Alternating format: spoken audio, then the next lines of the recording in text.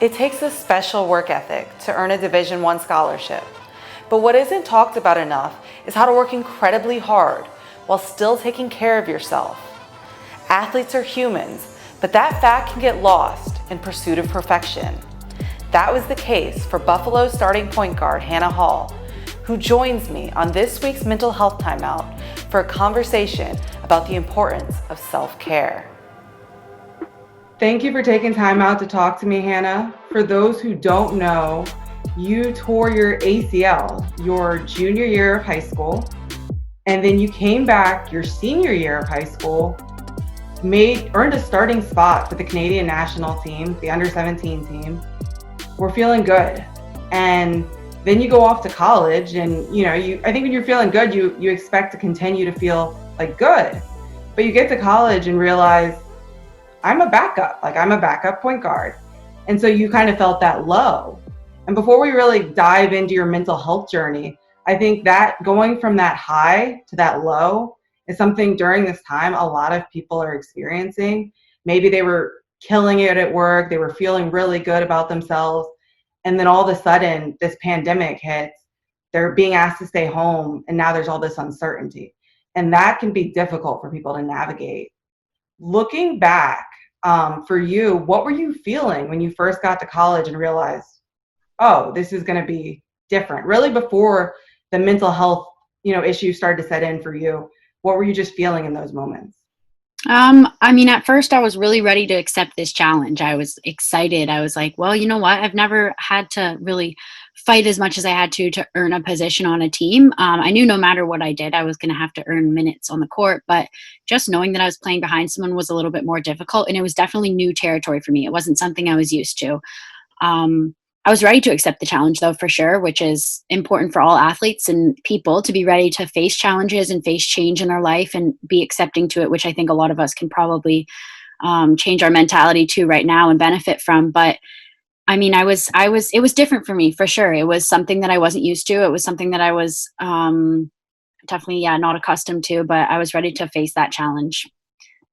I think your journey is super relatable for people, especially athletes, former athletes, and people that are just super competitive or super focused and ambitious, motivated, because you were so hyper focused on achieving your goal of earning more playing time. And so that's something that on its face is very difficult. Very easy to understand.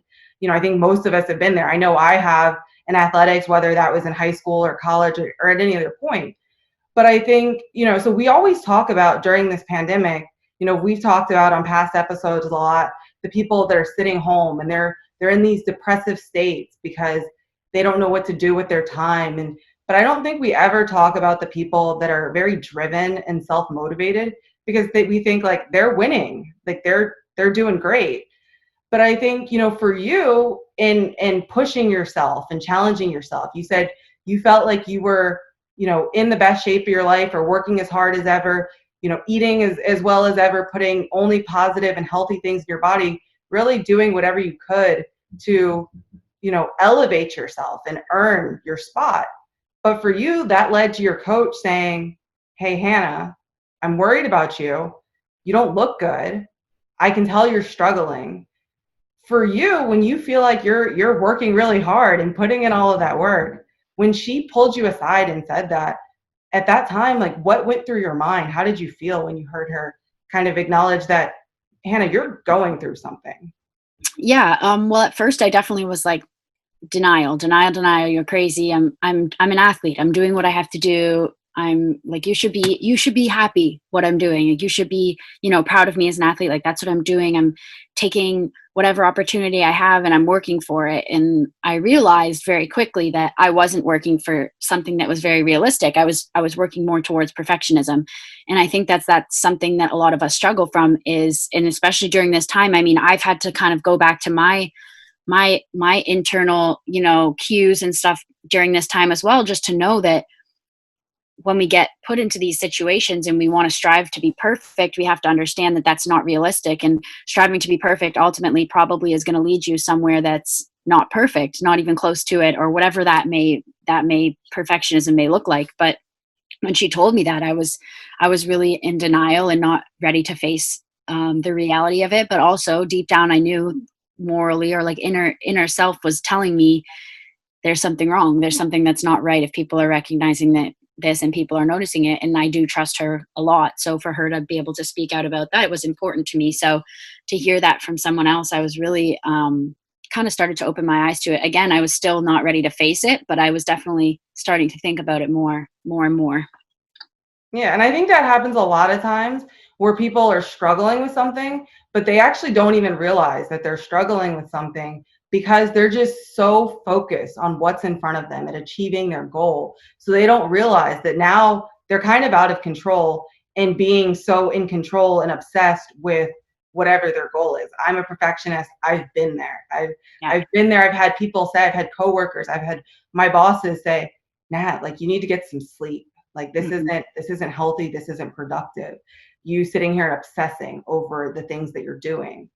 I know you said previously you were hesitant about seeing the psychologist. Like you said, denial. And I think, for you, you said that you saw seeing a psychologist as someone, that was for people with real mental health issues. You said that, like, quote, and that you felt like that was for people that couldn't handle things on their own. At the time, you didn't feel like you fit into that category.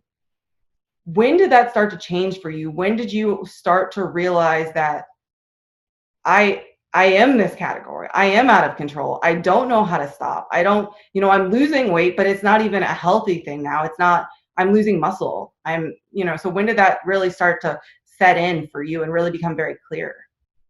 I would say it probably wasn't until a few sessions into seeing a therapist. At first, I was still just like opening up to it, listening to my coach, trusting that it was something I should do, listening to my family back home, that it was maybe something I should try out. But again, they didn't even really know the seriousness of it. But I just trusted the people around me and kept going. But at first, it was just not something that I thought was as serious as it could be. I was like, I'm just going to do this to make you guys happy, but this isn't something that is as serious as you guys think. I'm just, working hard. I've always been that person. I've always wanted to, strive to be the best in what I do. So for me, it was just another sense of that. It wasn't anything further than that. I've always supported mental health awareness and all of that my whole life, but never have I actually looked deep into what it looks like. And especially from an athlete perspective, it's hard to recognize what the level of hard work and perfectionism and whatever may be changes from that to, okay, this is too much, because we're just always surrounded with messages and stuff that are saying,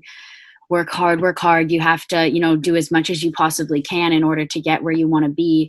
And unfortunately, I think people have realized the hard way that that's not true. So for me, it was the hard way. I was tired. I was fatigued. I was in this state of just like being motivated, but going through the motions, not just doing it, not enjoying what I was doing, but rather just doing it.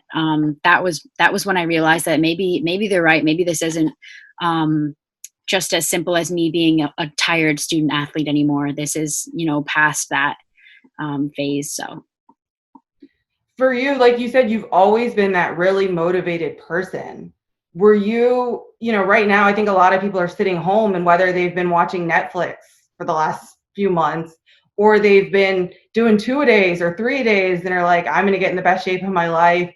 When I get back on the court, on the field, whatever it is, I'm going to be better than the people that were in front of me because I've used this time to really work hard. No matter who you are, it's super important that sleep, that you're eating right, that you're eating enough, that you're not eating too much, that you're, there's all these little things, and on their face, those are simple concepts like sleep, that's important, eating, that's important. But I think, again, for that super ambitious person, it can get away from you. It's not that you're intentionally saying, I don't understand the value of sleep, or I don't understand the value in food, but you're saying, I've just spent so much of my time working. And when you're doing 3-a-days or 2-a-days, and you're burning, 900, 1,000 calories a day, you have to make sure you're replenishing your body, which is something that, even for our healthcare workers on the front lines right now, if they're working these crazy hours, it's important that they go home and they sleep, and that they're feeding themselves to make sure they can take care of the communities around us. For you, do you feel like self-care, I heard you say actually that self-care was something you never heard of until you got to your psychologist, which again, on his face is like that's incredible, because that shouldn't be the case, obviously. Mhm. But do you feel like self-care was something for you that got away from you when you were finally in this position where you're like, this is different, I really have to fight a lot harder to earn my spot here? Or do you feel like self-care was something, just looking back, that was always kind of difficult for you? You always struggled to make sure that you were eating enough or that you were sleeping enough? I think coming into college, I was always really good at making sure I was taking care of my body. It was just more natural for me. It was never something I really had to prioritize.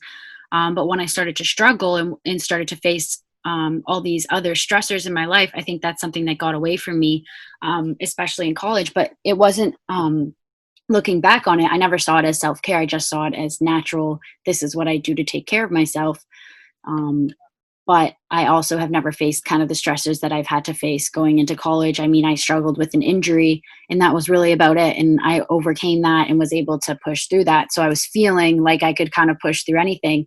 Um, but the problem is, I had my level of, hard work and everything, which wasn't in a balance with the level of everything else in my life. So when that was so high up and I wasn't prioritizing the other things as highly, such as eating, sleeping, even schoolwork, I was, really working hard in school. That was right up there too. But again, that comes with the overworking myself as well, because no matter how much I study, for example, if I'm not sleeping, then I'm probably not going to see those benefits. And that was something that unfortunately hit me physically and mentally, rather than me being able to recognize it before.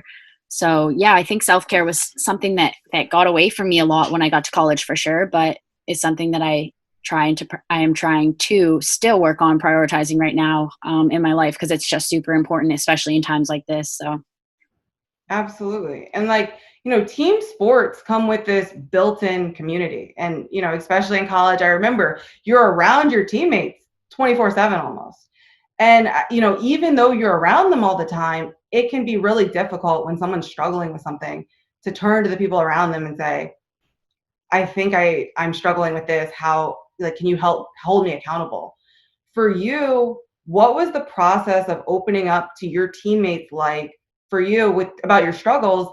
And then did them know, we haven't actually mentioned, because I think it's much more difficult for people to relate to anorexia, but it's a lot easier for people to relate to putting in a lot of work and not prioritizing things like sleep. But your diagnosis was actually anorexia, which I think for a lot of people, and in just, talking, through the process of putting together like how should we shape this interview, it was, man, like I had people say that I've never heard of someone having an anorexia diagnosis like accidentally, like they didn't realize that it was something that it just kind of fell into it because they just worked that hard.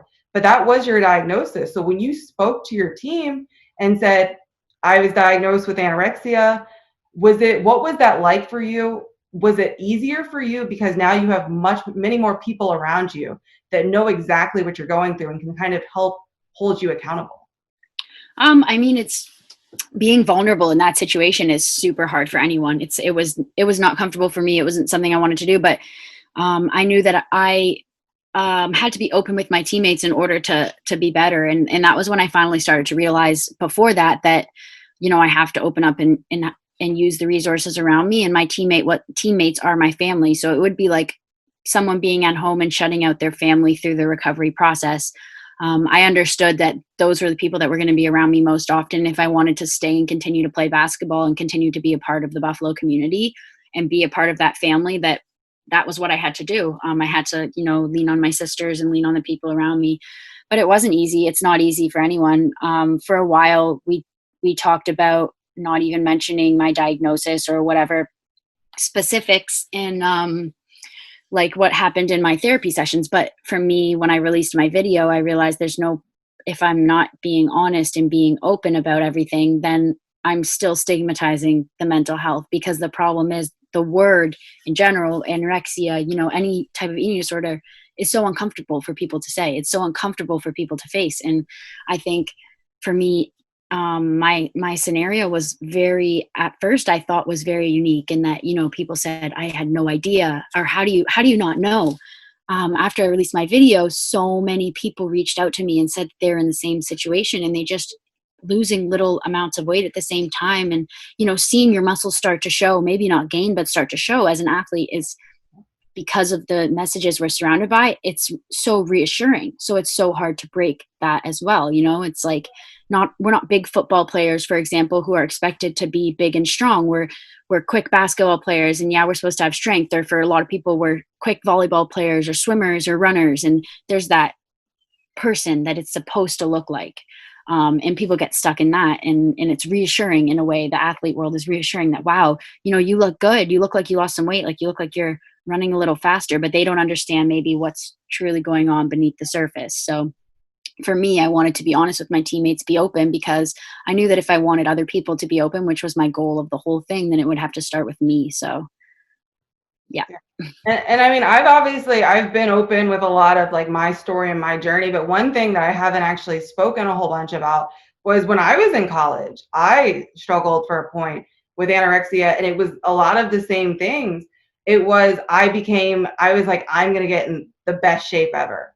I'm not a person that loves run. I love to compete. So I love to train in situations. I played volleyball. So I like to go play volleyball. I like to, I didn't have a problem lifting and doing that or the Stairmaster, but I hated running. And I made myself, I was like, I'm going to become like better. So I need to fall in love with running or learn how to get through it. And so I would run 10 miles a day. I would do all of these crazy things. I was eating I was counting calories at a crazy amount. I was literally marking down like, okay, I had 20 grapes now. All right. And it's like, you're running 10 miles a day on top of other workouts. Like what, like I think I lost like 40 pounds or something. It was crazy because I wasn't, I was smaller than I am right now to start. And so, it was just, it got away from you. But I think when people think and hear anorexia, they have a picture in their mind of what that looks like. And it's not athletes. It's not people that are going out and competing in a sports environment. Because, in sports, we're taught when you feel like you can't go anymore, like do a few more reps. Like we call it mental toughness. And so that's applauded. That's encouraged. They're like, wow, like you're tough. Like you can push through. But again, when it gets away from you, that line between being mentally tough and, struggling with your mental health because now you're not in control of this any longer and it's gotten out of control, can be difficult. For you, knowing all that you know now and going through everything you've gone through to this point, how have you been spending your time now during this quarantine? And is there anything that you've done to make sure that you're both staying healthy, staying in shape and ready for your senior season, but that you're also not like out of control with it? Yeah, for sure. I mean, that's something that's so important right now. There's so many extremes to this pandemic. People, like you were mentioning before, may sit on their couch for all day and watch, the entire series of a Netflix show, and then other people may work out, 2, 3, 4 times a day because that's all they have to do. And for me, it's just been about finding that balance. I was super busy at school, obviously, but I was able to find balance because I was busy doing other things. When I got home, I quickly became, I realized I had to become more aware of what I was doing because I was, oh, this is cool. We can find new ways to work out and whatnot. But at the same time, you still have to rest and understand that just because we're at home and in different environments, it doesn't mean we need to fill our days from 8 a.m. to 9 p.m. Go, go, go, go, go. I have 10 minutes here. I'm going to go and do this or clean this out or whatever, because we still have to take care of ourselves. And I think that's been really hard for a lot of people, is finding that balance between maybe working out or whatever, eating, cooking, and just relaxing too, because you already have that kind of sense that, we're stuck at home. We don't need to be relaxing, or we're not out doing stuff. And that's been difficult for me, for sure. I think everyone can say that that's probably been difficult, but I'm just trying to every single day remind myself of that balance and know that I don't need to be filling my days with, yoga, then this, then class, then whatever meeting, Zoom call and all of that, but rather, still taking the time to rest and relax, spend some time with family. stuff that you wouldn't really be able to do. For me, I'm personally still working out, still kind of following the same season that I would be following as if I was at school. So right now we're going into exams next week. So I'm still working out and stuff. Once exams finish, I'd be going home, and usually I take a few weeks off when I come home from the school semester just to like recoup, get all those like injuries and stuff healed up. So that's kind of what I'm doing right now. Doing workouts, staying in touch with our team for sure, and doing that stuff, but also taking time to rest and relax. Some time that I know right now I'm going to have, but I don't know that I'm going to have in 5 years from now. So it's taking whatever has been presented to me and just kind of using it to the best of my opportunity. It's been uncomfortable. It's been hard for sure. I think anyone who struggles with mental health can agree that this is probably the hardest time for anyone, but it's about prioritizing and taking that time right now while you have it to kind of sit in that discomfort and, reset and think of, okay, what's the new ways that I can, learn to cope with whatever you're facing. So for me, I've learned, and I'm finding it's still every day is something new, but it's just about recognizing it and being aware of it is the biggest thing right now. So. As you said, you knew or you advocated for mental health before you really had and understood your own mental health struggles. For you, from your juniors, or you just finished your junior season, obviously in a very unconventional way, the college basketball season ended. But for you, from your freshman season, really at the beginning of you starting to really struggle a lot till now, what have you learned about mental health and what mental health is that maybe you didn't understand before? For me personally, I think the biggest understanding of mental health is it comes in every single shape and size. That's the biggest problem with our stigma right now is you see someone who is struggling and you can physically tell that they're struggling, and there can be someone right standing next to them and you have no idea that they've been through what they've been through. So being open to that and understanding that allowed me to actually help myself a lot more. Something that I really struggled with coming back, I had to obviously regain a lot of weight in order to be healthy to play again, let alone even be able to be out on the court for as long as we were and whatnot, and to keep up with everyone else. But getting that kind of reassurance from everyone else saying, this looks good, you look good, and all of that is something that made me realize, gaining weight or losing weight or whatever it may be looks different for everyone. And mental health comes in the same way. I know that there's so many athletes around me that came out to me after I released my story and just said, I realized that I was struggling with this too, and I didn't even know it before I saw your story. And that is another eye opener for me, is like people right around you probably have no idea that are struggling with it. So I think that was the biggest thing for me, was just recognizing that it's so common. And I like to laugh about it with people when they talk about it and make it really like light and joyful, because I think that's how it should be. I believe that just as if you are going in to, treat your hamstring, you should be able to go in and get help for whatever you may be feeling. It shouldn't be something that's like embarrassing, whereas at first I was really in denial of it. So for me, that's kind of the approach I've started to take on it. And what I've learned through all of this is, in order for me to get the message across that I want to get across, it needs to be just a really comfortable conversation and really open. So that's what I'm trying to do, especially in the Buffalo community, open up to a lot of people. And that's definitely something I've learned through it. So. For you now, for like this time, I think you said you're on Zoom calls with people. I think people look at social media, they'll be on Instagram, they'll see these pictures and they'll be like, oh, like it's so good to see Hannah's doing great. I saw she's done 3 workouts today. Or, I just was on a call with my whole team and they all seem to be doing so well. But obviously, for the most part, most of us for an hour can get on a Zoom call and present like, we're doing well, quarantine, this isn't an issue for us. I know it's hard, but like I'm thriving throughout it.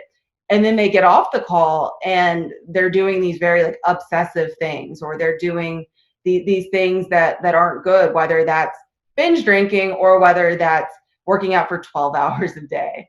So for the people, because again, I'm somebody, I have OCD, I have a very obsessive personality. So when I get like into working on something, just like when I was like playing volleyball, I would train and I would train and I would train. And then I just transferred a lot of that over when I started my career into working and working and working and not being able to like leave it and go. And so I've had to be very intentional now about, okay, you've worked extremely hard today, but you've worked for 14 hours. And now you need to go find something else to do with your time, because this can't be like how you spend all of your time. For you, is there anything you would say just to athletes, college or otherwise, that have been spending this time trying to be super productive, that maybe things that they can look out for where, maybe it's getting away from them and maybe they need to dial back? For sure. Yeah. I mean, this is a time for us to realize. So what I was saying before is how I'm following as if I was at school is this is the school year's ending. And we have to realize as athletes, in order for us to perform and peak when we need to peak throughout a season, there has to be time for our bodies to rest and recover. And so when we're finishing off the school year and, this is your off season now, even though your off season looks different from other people or other years because of this health crisis that's going on, it's important to still take care of our bodies. If we were at school, we wouldn't be training as if we're playing this week or training as if we're preparing for a marathon run or whatever it may be. So it's important to kind of recognize that and understand that this is not the time where you should be super fatigued or super tired. It's not the time where your muscles should be feeling like they're going to pull or tear or anything like that. This is the time where you can sit back and take care of those muscles. There's a difference between staying in shape and overworking. And I think that's something that a lot of athletes need to discover right now at this time, is knowing that balance, because for so many of us, we do so much so often that we don't realize that kind of balance between, okay, this is too many reps compared to this is not enough reps, and when it's going to start hurting our performance rather than helping our performance. And it's hard right now, again, not to understand that when you're not performing, because you don't have anything to gauge your energy from, which is dangerous for a lot of athletes who are, perfectionists or really determined, because they don't have anything externally to really slow them down. So that's where you have to kind of dial back and really, take 10 minutes a day to just think about yourself. How are you feeling? How did you feel after yesterday? Maybe you had a workout yesterday and you feel like you can't even get out of bed this morning. Those are the cues that are telling you, your body, okay, either you didn't get enough sleep, you didn't eat well, or you're doing too much in general. If you wake up the next morning and you're feeling great, maybe that's the time to be like, okay, my body, I'm doing the right things. Kind of, it's really just dialing into our bodies and listening to our mind and what's within us, because of there isn't much around us that can tell us. Our trainers aren't there to tell us, hey, your heart rate monitor showed that you guys had a really hard workout today, so you should eat this much, blah, blah, blah, whatever it may be. So really just taking the time to dial into ourselves is something I think is really important right now, especially not pushing aside our feelings. Allow yourself, if you wake up and you're tired, this is the time to rest and relax and not overwork yourself. If you wake up and you're stressed, take 20 more minutes to lie in bed and find that like grounding before you get out of bed and start to face your day. It's stuff like that. It's just finding cues and finding your normal, because there's so many things around us that are telling us this is the normal. Okay, I saw that this person on Instagram is doing this live workout and this, and so you're like, well, this is what I have to do. But this is the time to find your normal, which looks different from a lot of other people, and really get comfortable with that. That's something that I think can benefit from a lot of athletes right now. So if I was to give any advice, it would definitely be that. So no, thank you so much, Hanna, just for your advice, for sharing your journey. I think, again, it's something that's as relatable as anything that we've talked about on this podcast, on this show. And I hope that, people are able to learn and just evaluate, making sure that they are keeping themselves healthy and not doing, being extreme about it. So I appreciate you taking the time. Yeah, for sure. It was super awesome to be on your show. Again, anyone who's struggling right now, just know that it's not, you're not alone, and that everyone is going through it. And this is the time to really step back and face it and face and accept these challenges, and that we're all going to get through this, but it just may look a little bit different for everyone. So. That's an awesome message to end on, so I'm not even going to say anything else.